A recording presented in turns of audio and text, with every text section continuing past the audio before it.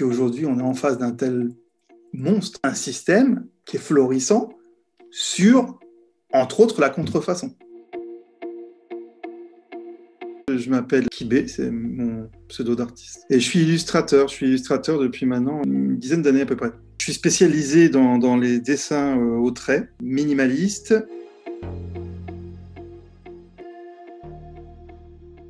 Je travaillais sur un des sujets qui me passionne, à savoir les visages. J'ai dessiné deux visages qui se superposaient.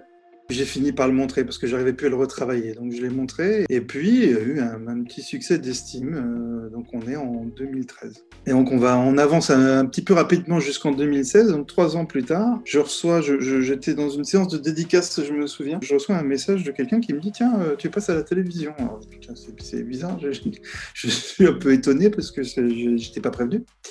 En fait, c'était pas moi qui passais à la télévision, c'était mon dessin qui passait à la télévision. Enfin, mon dessin. En l'occurrence, c'est là que je me rends compte que c'est pas mon dessin. C'est une contrefaçon de mon dessin. C'est une copie de mon dessin, une déformation. Et surtout, une utilisation absolument non autorisée de mon dessin sur un t-shirt. T-shirt porté par une présentatrice de télévision. J'ai donc des gens un peu partout qui commencent à regarder, et là on commence à remonter une filière qui nous emmène tout d'abord en Corée, et puis après de la Corée, on arrive tout doucement en Chine, et là on ouvre la boîte de Pandore et on tombe sur les sites e-commerce dropshipping de Alibaba. Et là, quand on commence à mettre le nez dans AliExpress, moi je tombe de ma chaise parce que en fait je retrouve non seulement mon visuel, donc le visuel des deux visages, close, je le retrouve sur tout.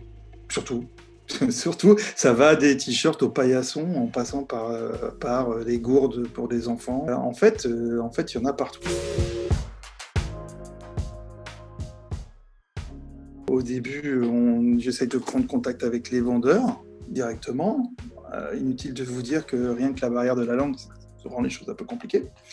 Et puis, il y a une autre barrière, il y a la barrière idéologique aussi. Je me retrouve face à des gens qui ne comprennent pas. C'est-à-dire qu'ils ne comprennent pas le droit d'auteur. Donc, on décide en 2018 de s'adresser directement à AliExpress. On n'a pas de retour de la maison mère. Donc, on a fait installer un contrôle aux frontières qui nous a strictement rien apporté du tout. On dépose un référé auprès de AliExpress France. Mon avocate m'explique qu'à partir du moment où AliExpress vend en France, on peut saisir la justice française, puisque voilà. Donc c'est ce qu'on fait.